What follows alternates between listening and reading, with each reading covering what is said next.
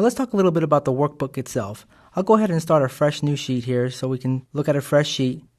After you make changes to your workbook, you'll want to save your workbook. In order to save your workbook, simply go to the Office icon, click Save. It's going to ask you what name do you want to give your file and where do you want to save your file.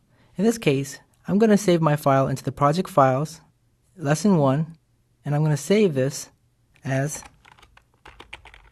Lesson 1 file. Now you'll notice here that it's got the file extension SLSX. This is the file extension for Excel 2007 files. And I'll click Save. Now, up here on the title bar of my Excel workbook, you'll see that the file now is named Lesson 1 File XLSX.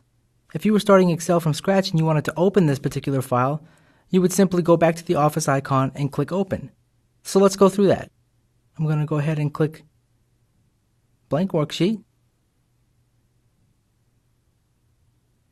Click on Open, and I'm going to open Lesson 1 XLSX. Press Open, and the file is now open. Now it's important to note that previous versions of Excel did not use the file extension XLSX. They used the extension XLS. Now an XLS file is a binary file that Excel saved all its files into. In Excel 2007, Excel actually uses XML to save files. Now, although these terms are unfamiliar to you, all this means is that there are two different file formats. So it's important to note that if you're working in an office environment where Excel 2007 is not yet the standard, you'll have to take in consideration other file formats. So for example, if I wanted to save this particular file in a file format that can be opened by anyone using Excel 2003 or prior, then I would simply go to the Office icon, click Save As,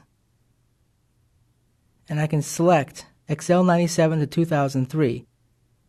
This will change the file extension to an XLS file and it'll ensure that my file gets saved as a binary file that Excel 2003 and prior versions can read. And I'll save it to my project files, Lesson 1, and hit Save.